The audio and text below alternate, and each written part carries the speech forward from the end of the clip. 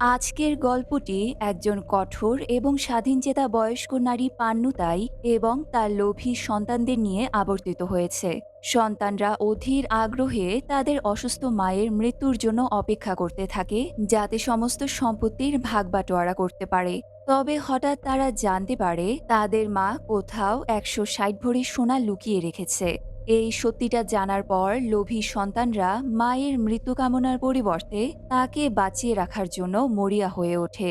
গুপ্তধনের সঠিক অবস্থান জানতে লোভী ছেলেরা মাকে বাঁচিয়ে রাখতে নানা মরিয়া প্রচেষ্টা চালাতে থাকে, যার মধ্যে দিয়েই মুভিটার মূল গল্প সামনে এগিয়ে যায়। তবে মুভির শেষে যে মেসেজটা দেওয়া হয়েছে সেটা প্রত্যেকের জীবনে খুবই গুরুত্বপূর্ণ।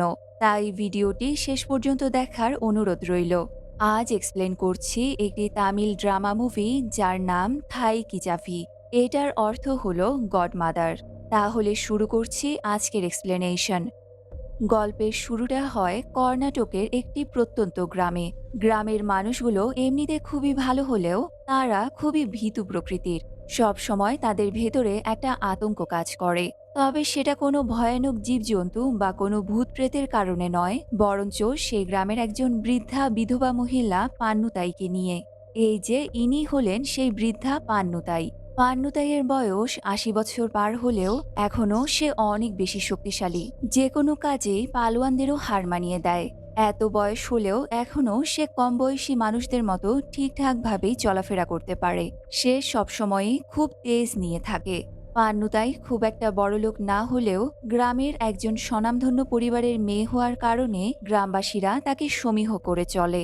পান্নুতাই গ্রামের অভাবী মানুষদের সোনা ধার দেয়, আর এর বিনিময়ে সে প্রতিদিন তাদের থেকে সুদে টাকা আদায় করে।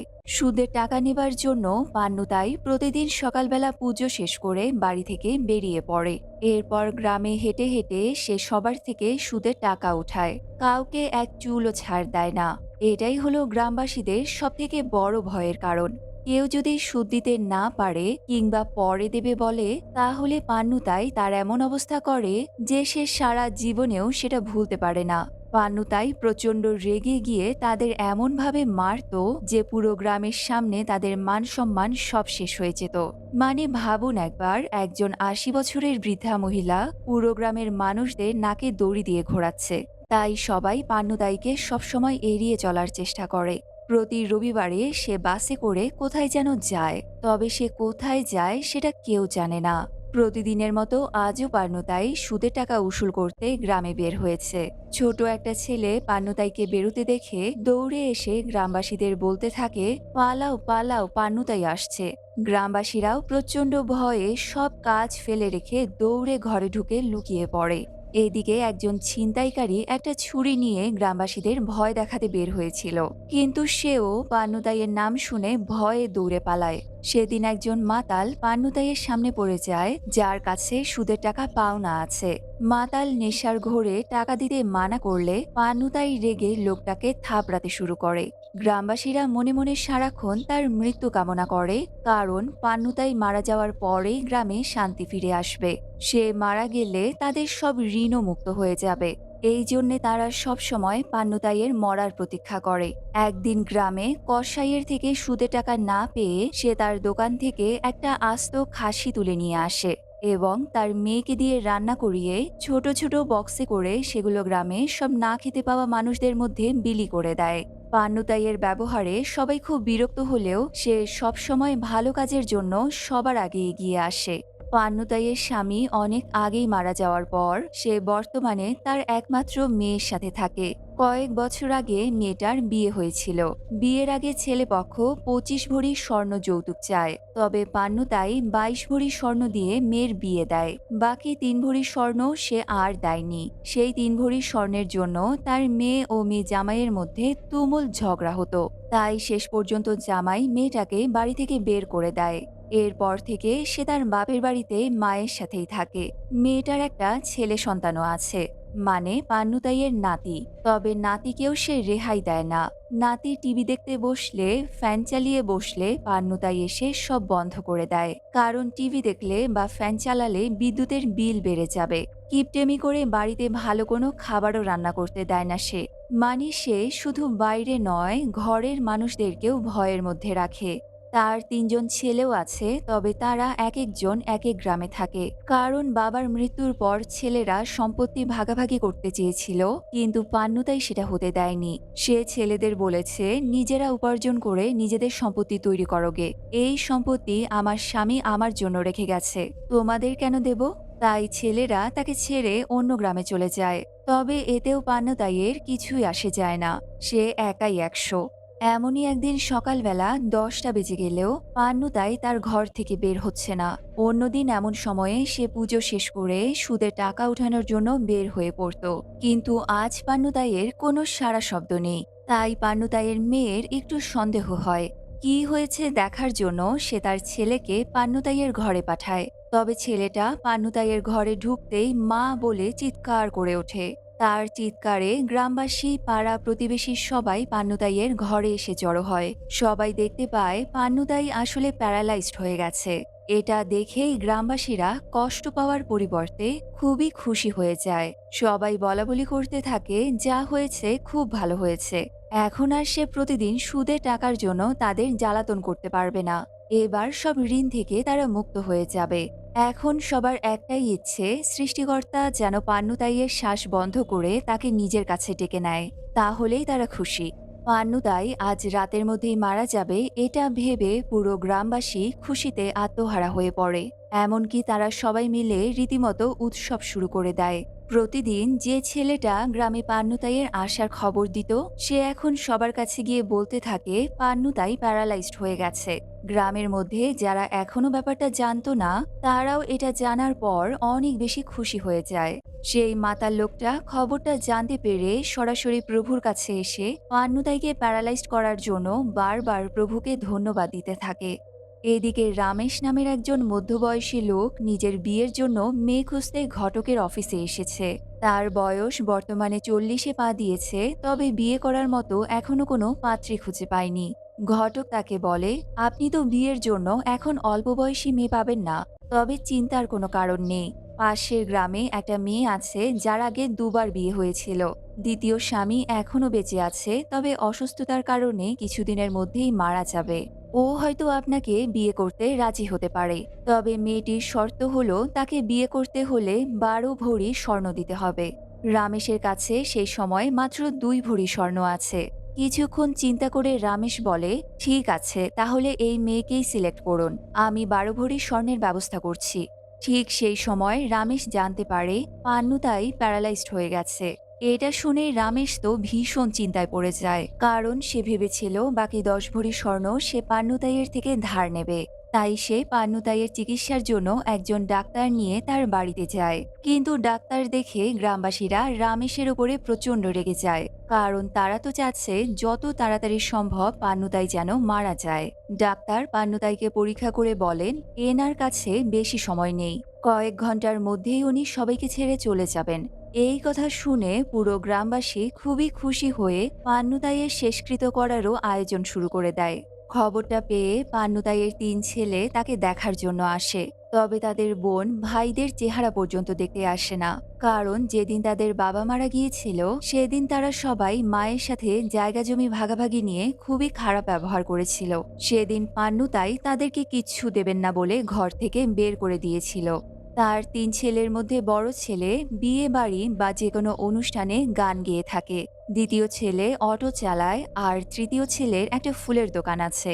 তবে তারা ৩ জনই এক একটা অকর্মার ঢেকি, কোনো কাজই ঠিক মতো করতে পারে না।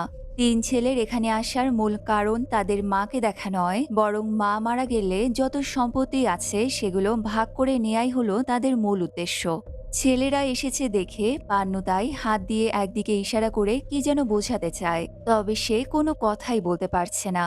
তাই বারবার ইশারা করলেও কেউ পান্নুতাইয়ের কথা বুঝতে পারে না। পরদিন কুমার নামের এক লোক পান্নুতাইয়ের সাথে দেখা করতে আসে। তার ব্যবহার এবং আচার আচরণ দেখে মনে হচ্ছে সে পান্নুতাইকে খুব সম্মান করে। এটা দেখে সকল গ্রামবাসীরা বেশ অবাক হয়ে যায়, কারণ এর আগে কেউ পান্নুতাইকে একদম সহ্যই করতে পারত না। সম্মান করা তো অনেক দূরের কথা। কুমার পান্নুতাইকে দেখে চলে যাচ্ছে, তখন রামেশ তাকে জিজ্ঞেস করে, আপনি কে আর পান্নুতাইকে কিভাবে চেনেন? কেনই বা তাকে এত সম্মান দিচ্ছেন? কুমার উত্তর দেয়, পান্নুতাই তার সব স্বর্ণ আমার কাছে জমা রাখত। বর্তমানে তার ফান্ডে ১৬০ ভরি স্বর্ণ আছে। গত সপ্তাহে তিনি সমস্ত স্বর্ণ আমার কাছ থেকে বাসায় নিয়ে এসেছিলেন। যার কাছে ১৬০ ভরি স্বর্ণ আছে তাকে তো সম্মান করতেই হয়, তাই না? এই কথা শুনে রামেশ যেন একেবারে আকাশ থেকে পড়ে। রামেশ তখনই পান্নুতাইয়ের ৩ ছেলেকে ১৬০ ভরি স্বর্ণের কথাটা জানায়। ৩ ছেলে এসব শুনে একেবারে হতবাক হয়ে যায়। তারা ভাবতেই পারেনি তাদের মা এত পরিমাণ স্বর্ণ লুকিয়ে রেখেছে, আর সেটা সম্পর্কে তো কাউকে কিছু বলেওনি। লোভে পড়ে তারা ঠিক করে যে করেই হোক স্বর্ণগুলো এখন তাদেরকে খুঁজে বের করতে হবে, কেননা এই অবস্থায় তাদের মা কোনোভাবেই বলতে পারবে না স্বর্ণ কোথায় রেখেছে। আর মা জীবিত থাকতে যদি সেগুলো খুঁজে বের করতে না পারে, তাহলে মায়ের মৃত্যুর পর সেগুলো সব তার বোনের হয়ে যাবে। এদিকে পান্নুতাইয়ের মেয়ে জামাই খুশিতে নাচতে নাচতে সেখানে এসে পৌঁছায়, কারণ সে জানতে পেরেছে পান্নুতাই প্যারালাইজড হয়েছে আর খুব শীঘ্রই মারা যাবে। সে মারা যাওয়ার পর সম্পত্তির ভাগাভাগি হলে সে তার পাওনা ৩ ভরি স্বর্ণ পাবে। তবে রামেশ আর পান্নুতাইয়ের ছেলেরা বুদ্ধি করে যে তারা এই বিপুল পরিমাণ স্বর্ণের কথাটা কাউকে জানতে দেবে না। তারা নিজেরাই সব স্বর্ণ খুঁজে বের করে নিজেদের মধ্যেই ভাগাভাগি করে নেবে। যদি কেউ স্বর্ণের সম্পর্কে জানতে পারে, তাহলে তাদের পথে বাধা হয়ে দাঁড়িয়ে স্বর্ণের ভাগ চাইতে পারে। এরপর সুযোগ বুঝে তারা ৪ জন মিলে পুরো বাড়ি তন্ন তন্ন করে খুঁজতে শুরু করে, কিন্তু কোথাও স্বর্ণের হদিস পাওয়া যায় না। এক পর্যায়ে তারা ক্লান্ত হয়ে পান্নুতাইয়ের কাছে আসে। পান্নুতাই আবারও একদিকে ইশারা করে। স্বর্ণ হয়তো সেদিকেই আছে এটা ভেবে তারা ইশারায় দেখানো জায়গায় গিয়ে খোঁজাখুঁজি করতে থাকে। তবে কিছু পুরনো জিনিস ছাড়া আর কিচ্ছু পায় না। রামেশ হতাশ হয়ে ৩ ছেলেকে বলে, আমার একজন পরিচিত লোক আছে যে তোমাদের মায়ের ইশারাটা বুঝতে পারবে। তখন আমরাও জানতে পারবো স্বর্ণ কোথায় আছে। তোমরা যদি চাও আমি তাকে ডাক্তারের ছদ্মবেশে এখানে আনতে পারি। শুধু শর্ত একটাই, আমাকে ১২ ভরি স্বর্ণ দিতে হবে, যাতে আমি বিয়ে করতে পারি। ৩ ভাই রামেশের শর্তে রাজি হয়ে যায়। এদিকে পান্নুতাইয়ের ৩ ছেলের বউয়েরা নিজেদের স্বামীদের সন্দেহ করা শুরু করে, কারণ তারা একসাথে কিছু একটা নিয়ে সারাক্ষণ আলোচনা করছে। তাই বউয়েরা এটা নিয়ে প্রশ্ন করলে ৩ ভাই তাদের বউদের বলে দেয় মায়ের কাছে ১৬০ ভরি স্বর্ণ আছে, সেগুলো কোথায় আছে সেটা মা ছাড়া কেউ জানে না। তাই মাকে সুস্থ করে তার থেকে স্বর্ণের খোঁজ নিতে হবে। এটা শুনে বউয়েরা নিজেদের স্বর্ণ স্বামীদের দিয়ে দেয়, যাতে সেগুলো বিক্রি করে তারা শাশুড়ির চিকিৎসা করতে পারে। সেদিন থেকে ছেলের বউয়েরা পান্নুতাইকে খাওয়ানো, স্নান করানো থেকে শুরু করে তার যাবতীয় কাজ করতে শুরু করে। এসব দেখে পান্নুতাই নিজেও মনে মনে খুবই অবাক হয়ে যাচ্ছে। এইদিকে ৩ ছেলে আর রামেশ মিলে একজনকে নিয়ে আসে যে ইশারায় বলা কথা বুঝতে পারে। সে পান্নুতাইয়ের ইশারা দেখে বলে পান্নুতাই ৩ ছেলেকে ভাগ করে দেওয়ার জন্য বাড়িতেই কিছু একটা এনে রেখেছে। এটা শুনে ছেলেরা উৎসাহিত হয়ে জিজ্ঞেস করে ওঠে সেগুলো কোথায়। তবে এই কথার জবাব দেওয়ার আগেই পান্নুতাই অজ্ঞান হয়ে যায়। ছেলেরা সাথে সাথে তাকে হাসপাতালে নিয়ে যায়, কারণ যে করেই হোক তার জ্ঞান ফেরাতেই হবে। দুদিন আগে যার মৃত্যুর জন্য সবাই অপেক্ষা করছিল, এখন সম্পত্তির নেশায় তাকে বাঁচানোর জন্য সবাই কতই না চেষ্টা করছে। পান্নুতাইকে হাসপাতালে ভর্তি করার পর ৫০,০০০ টাকার বিল আসে। ছেলেরা তাদের বউদের দেয়া স্বর্ণ বিক্রি করে সেই টাকাটা কাউন্টারে জমা দেয়। ভর্তি হওয়ার পর থেকেই ডাক্তাররা একটার পর একটা পরীক্ষা দিতেই থাকে, আর প্রতিটা পরীক্ষার জন্য বেশ অনেকগুলো করে টাকা জমা করতে হচ্ছে। ভবিষ্যতে পান্নুতাইয়ের থেকে বেশি স্বর্ণ পাওয়ার আশায় তার ছেলে ও বউয়েরা প্রতিবার একটা করে গয়না বিক্রি করে। ৩ ছেলে হাসপাতালে থেকে মায়ের খুব সেবা যত্ন করছে, আর বউয়েরা বাড়িতে পান্নুতাইয়ের মেয়ের উপরে নজরদারি করছে। মেয়েটা স্বর্ণ কোথায় আছে এই সম্পর্কে কিছু জানে কিনা বা তার মা তাকে কিছু বলেছে কিনা সেটাও জানার চেষ্টা করে, কিন্তু তাকে দেখে মনে হচ্ছে সে এই বিষয়ে কিছুই জানে না। এদিকে পান্নুতাইয়ের মেয়ে জামাই খুব চিন্তায় পড়ে যায় যে হঠাৎ কি এমন হলো যে ৩ ভাই মায়ের জন্য এত ভালোবাসা দেখাচ্ছে। যে মা তাদেরকে ঘর থেকে বের করে দিয়েছিল তার জন্য কেন এত টাকা খরচ করছে। সে রামেশকে ধরে এ ব্যাপারে জিজ্ঞেস করলে প্রথমে রামেশ কিছু বলতে চায় না, তবে পরবর্তীতে তাকে ভয় দেখানো হলে সে গড়গড় করে ১৬০ ভরি স্বর্ণের কথাটা বলে দেয়। এটা শোনার পর মেয়ে জামাই তো আকাশ থেকে পড়ে। এবার সে মনে মনে প্ল্যান করে, তোমরা ওনার চিকিৎসা করাও আর আমি ওনার মেয়েকে আমার ঘরে ফিরিয়ে নিয়ে গিয়ে সব স্বর্ণের মালিক হয়ে যাব। সে পুলিশকে জানিয়ে দেওয়ার ভয় দেখিয়ে রামেশকে বলে, তুই আমাকে হসপিটালের সব খবর এনে দিবি। রামেশও ভয়ে ভয়ে তার কথায় রাজি হয়। এভাবেই আরও একটা দিন কেটে যায়। তিন ভাই ডাক্তারকে জিজ্ঞেস করে তাদের মায়ের শরীরের অবস্থা এখন কেমন। ডাক্তার ইংরেজিতে বলে, হার কন্ডিশন ইজ ক্রিটিক্যাল নাও। পান্নুতাইয়ের এক ছেলে অষ্টম শ্রেণী পর্যন্ত লেখাপড়া করেছে, তাই ডাক্তার কি বলেছে সে বোঝার চেষ্টা করে, কিন্তু তার মাথা মুন্ডু কিছুই বুঝতে পারে না। বাকি দু ভাই যখন তাকে ডাক্তার কি বলেছে সেটা জিজ্ঞেস করে, সে বলে ডাক্তার বলেছে মা ঠিক হয়ে যাবে। এই কথা শুনে তারা আরও খুশি হয়ে যায়, কিন্তু পান্নুতাইয়ের অবস্থা খুবই ক্রিটিক্যাল, এটা তারা বুঝতে পারছে না। এরপর থেকে তারা মায়ের আর সেবা না করে বেশ ফুরফুরে মেজাজে ঘোরাঘুরি করতে থাকে। তবে কিছুক্ষণ পর সব ডাক্তার নার্স পান্নুতাইয়ের রুমের দিকে ছুটাছুটি করছে। দুই ভাই ডাক্তারকে জিজ্ঞেস করে কি হয়েছে। ডাক্তার বেশ রেগে গিয়ে বলে, আপনাদের তো বলেছিলাম ওনার অবস্থা ভালো নয়, তারপরেও আপনারা তার দেখাশোনা করেননি কেন? এখন হয়তো উনি আর বাঁচবেন না। এই কথা শুনে বাকি দুই ভাই সেই ভাইকে মারতে শুরু করে আর বলতে থাকে, আমাদের ভুলভাল কথা কেন বলেছিস? আমরা এত কষ্ট করে মাকে বড় হসপিটালে এনেছি, আমাদের বউদের স্বর্ণ বিক্রি করে দিয়েছি, এবার সেগুলো সব জলে গেল। মা মারা গেলে আমরা কোনো স্বর্ণ টাকা পয়সা কিচ্ছু পাবো না। এই কথাগুলো শুনে মার খাওয়া ভাইটা রেগে বাইরে চলে আসে। হাসপাতালের বাইরে দেখা যায় কিছু মানুষ একজন অ্যাম্বুলেন্স ড্রাইভারের সাথে ঝগড়া করছে। সে অ্যাম্বুলেন্সের ভেতরে তাকিয়ে দেখে একজন বৃদ্ধা মহিলা অসুস্থ হয়ে পড়ে আছে। পরিবারের লোকজন ছেলেকে বলে, দেখুন আমাদের মা খুবই অসুস্থ, তার অবস্থা খুবই খারাপ, কিন্তু ড্রাইভার আমাদের কথা শুনছে না। কতক্ষণ ধরে বলছি অ্যাম্বুলেন্স ছাড়ার জন্য, কিন্তু ছাড়ছে না। ছেলেটার রেগে ড্রাইভারকে বলে, তুমি ওদের কথা শুনছো না কেন? যদি কথা না শোনো তাহলে আমি পুলিশ ডাকবো।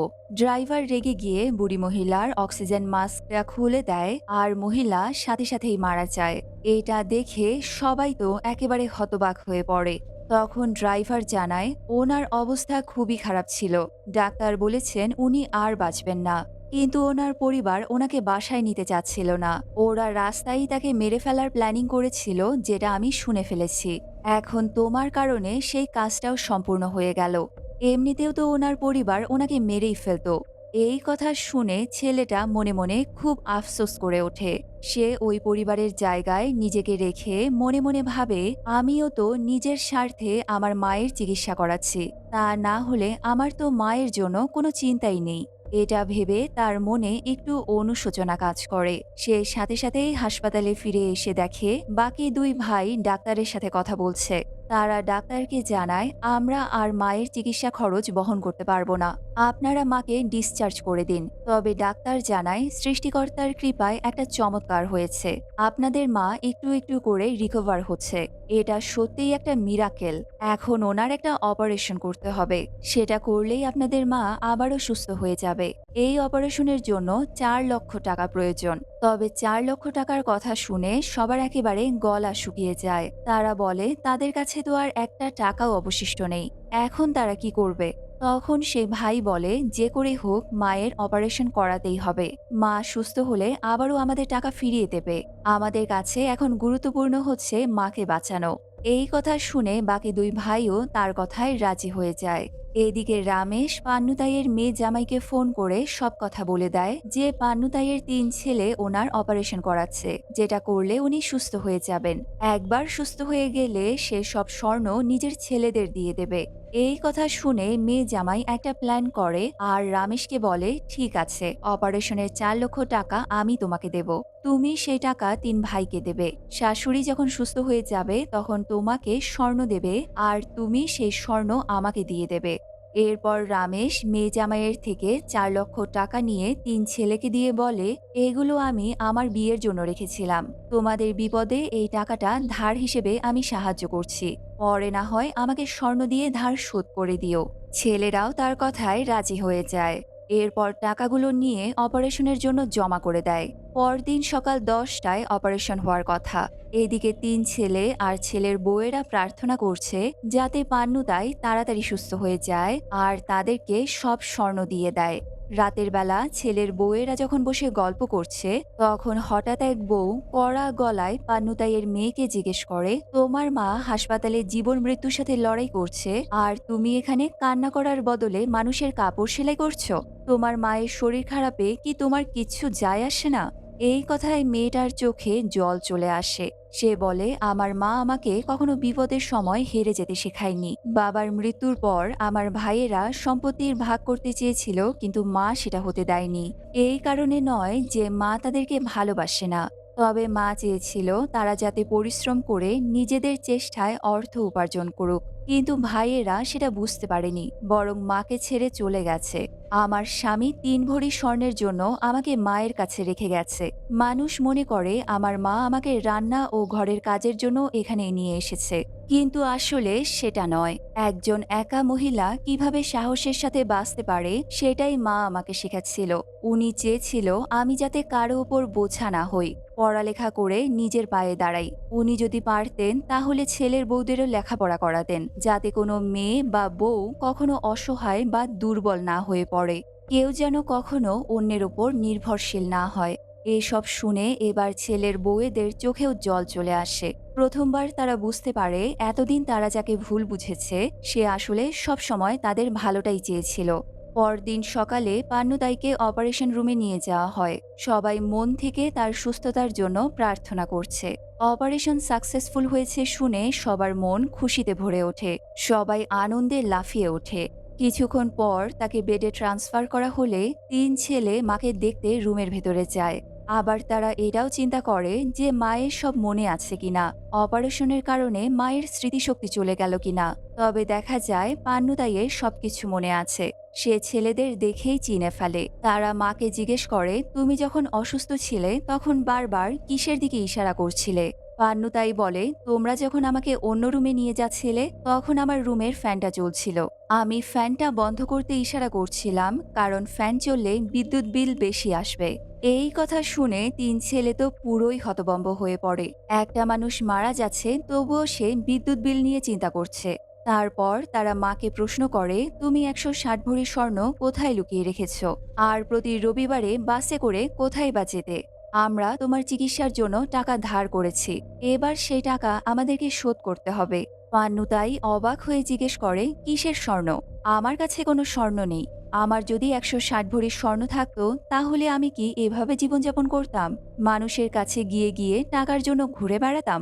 ছেলেরা জিজ্ঞেস করে, তাহলে তুমি প্রতি রবিবারে কোথায় যেতে? পান্নুতাই বলে, রবিবার আমার সবথেকে প্রিয় দিন, কারণ সেদিন আমি নিজেকে সময় দেই।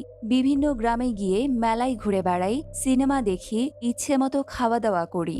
এই কথা শুনে ৩ ছেলে একেবারে আকাশ থেকে পড়ে। তারা জিজ্ঞেস করে, তাহলে কুমার কেন বলেছিল তোমার কাছে ১৬০ ভরি স্বর্ণ আছে? পান্নুতাই অবাক হয়ে বলে, কুমারটা আবার কে? এই নামের কাউকেই তো আমি চিনি না। তারা খোঁজ নিয়ে জানতে পারে আসলে কুমার হলো একটা পাগল। সেদিন সে মদ খেয়ে সবার সামনে উল্টোপাল্টা কথা বলেছিল। ৩ ছেলে, মেয়ে জামাই আর রামেশ মিলে যে স্বর্ণের জন্য পান্নুদাইকে বাঁচালো, আদতে সেই স্বর্ণের কোনো অস্তিত্বই নেই। একটা পাগল কি নাকি বলেছে সেই কথায় ভরসা করে তারা এত কিছু করেছে। এরই মধ্যে ডাক্তার এসে তাদেরকে আরো বেশি হতবাক করে দিয়ে বলে, তাদের মা এখন পুরোপুরি সুস্থ হয়ে গেছে। এবার সেঞ্চুরি না করে তিনি মরবেন না। দুদিনের মধ্যে পান্নুতাই সুস্থ হয়ে বাড়ি ফিরে আসে। গ্রামের সবাই মনে মনে খুবই কষ্ট পাচ্ছে যে দুদিন আগে পর্যন্ত এই বুড়ি তো মরে যাচ্ছিল, এখন আবার সুস্থ হয়ে এসেছে। বাড়ি ফেরার পর পান্নুতাই ৩ ছেলের বউ আর মেয়েকে ডেকে আনে। আর এখানেই ঘটে যায় সবথেকে বড় চমৎকার। পান্নুতাই যে খাটে থাকে সেই খাটের হাতল ঘোরালে সেখান থেকে একটা গুপ্ত চাবি বেরিয়ে আসে। সেই চাবি দিয়ে সে যখন একটা লুকানো ড্রয়ার খুলে তখন সবার চোখ একেবারে কপালে উঠে যায়। ড্রয়ারে রাখা আছে পান্নুতাইয়ের এত বছরের জমানো সম্পদ, ৩০ ভরি স্বর্ণ। পান্নুতাই তাদেরকে বলে, যখন আমি বিয়ে করে এই বাড়িতে এসেছিলাম তখন আমার কাছে খুবই কম স্বর্ণ ছিল, কিন্তু পরিশ্রম করে আস্তে আস্তে এই স্বর্ণ আমি জমিয়েছি।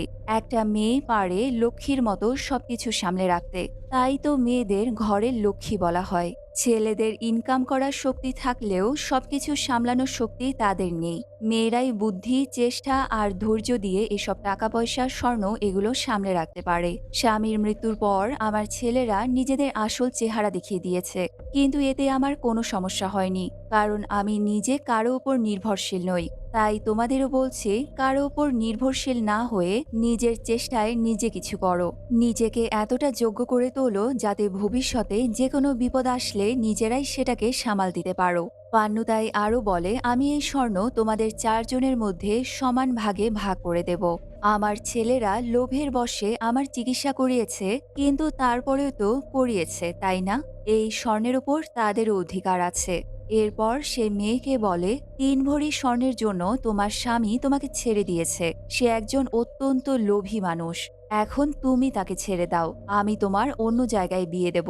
মেয়ে বলে, আমার ছেলে যদি রাজি থাকে তাহলে আমি অন্য জায়গায় বিয়ে করতে রাজি আছি। পান্নু তাই তার নাতিকে জিজ্ঞেস করলে সে সাথে সাথেই রাজি হয়ে যায়। এবার পান্নু তাই রামেশের সাথে তার মেয়ের বিয়ে ঠিক করে, কারণ সে একজন অত্যন্ত ভালো মনের মানুষ। এরপর একটা শুভ দিন দেখে ধুমধাম করে তাদের বিয়ে দেয়া হয়। তবে এসবের ফাঁদে পড়ে অতি লোভের কারণে তার আগের মেয়ে জামাইয়ের 4 লক্ষ টাকা গচ্ছা গেল। এরপর থেকে পান্নু তাই 3 ছেলে ও ছেলে বউ নিয়ে খুশিতে মিলেমিশে বসবাস করতে শুরু করে। আর এটা দেখিয়েই আজকের গল্পটা এখানেই শেষ হয়। ভিডিওটি আপনাদের কেমন লাগলো সেটা আমাকে কমেন্ট করে জানাবেন। আমি আপনাদের কমেন্টের জন্য কমেন্ট বক্সে অপেক্ষা করব। তাহলে দেখা হচ্ছে পরের ভিডিওতে। সবাই ভালো থাকবেন, সুস্থ থাকবেন।